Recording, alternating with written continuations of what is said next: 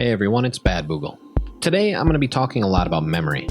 We can replay events in our heads, we can recall what symbols mean, we can remember the incredibly coordinated patterns involved in movement, and traces of what we've recently seen or heard linger in our minds. Human learning and memory is incredibly complex, and not everyone needs to be an expert in it. However, the study of memory has implications for every player because our intuitions of learning tend to lead us astray. I'll give some examples of how this can be the case in a bit, but first I want to talk about the structure of this video. The goal here is to convince everyone that some of the things that seem to slow down learning are the same things that actually enhance it. And while I've said not everyone here needs to be an expert in memory, boiling down the idea of memory to a simple conception of only long and short term just won't do. But don't worry, we don't need to complicate things too much. There are only two things that we need to add to our conception of memory to make sense of all of this. The first is that some memories are stronger and better connected than others, and this is referred to as storage strength. The second is that some memories are more accessible or closer to the surface, metaphorically speaking, and this is referred to as retrieval strength. Say it's been 10 years since you've ridden a bike. That memory is very strong and it's not going to go away, but it may not be as easy to retrieve as what you ate for breakfast this morning.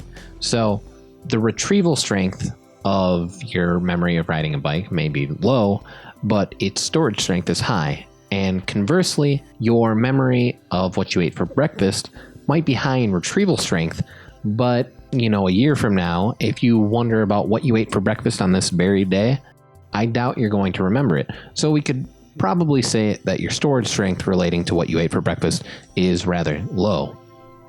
So with this, we have all the tools that we need to understand why some players get confused about what should help them and what shouldn't help them. It's incredibly natural to assume that the things that are increasing your performance right now are the things that are helping you get better. But that's just not the case, and it's very hard to explain this to people, but I'm going to try my best in this video. To do this, let's look at some research that was conducted by Kerr and Booth in 1978. Kerr and Booth tested how well children could throw a beanbag at a target after practicing under two different conditions. So these children were split into two different groups. The first group, children practiced at throwing a target that was 3 feet away, and this is what they were later going to be tested on. So they practiced at 3 feet and they were going to be tested for 3 feet. And then the second group of children never practiced at 3 feet away. They only practiced at 2 or 4 feet. So they never practiced at 3 feet, but that's still what they were going to be tested at. So when they tested them immediately, as everyone would probably guess, the group of children that practiced at 3 feet did better. However, this isn't where the story stops. The children were tested again at a later time, and this time the results were quite the opposite. It seemed as though the children that had practiced from 3 feet away had never done this before, but the children that had experienced variation in their distance of throwing showed evidence of their previous practice. That's to say, after some time had passed, the retention of information was higher in those that had participated in the varied practice.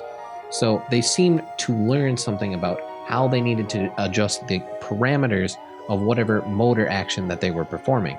So what seemed to help one group was actually hurting it. So this type of phenomena occurs in other types of learning strategies as well, and that's why researchers of memory argue against some of these habits. And while I don't have time in this video, and I don't have time in my life to go through and kind of devise a speech for all of these things, there are some general rules of thumb articulated by Robert Bjork across many of his papers, and they're on what he calls desirable difficulties. So there's a list of things that seem to get in the way of getting better, but these are the same things that enhance long-term retention. So let's take a look at what these are, and there are more or less 4 spectrums, so to speak. The first principle is spacing, and it states that if you have a few hours to spend studying, you should spend one here, one a little bit later, and one even later after that, instead of spending all 3 at once. The next is interleaving. Research in this area suggests that while switching between subjects may seem to slow learning, it will enhance long-term retention. So take a break from Rocket League every once in a while and watch some videos and apply your mind to something else.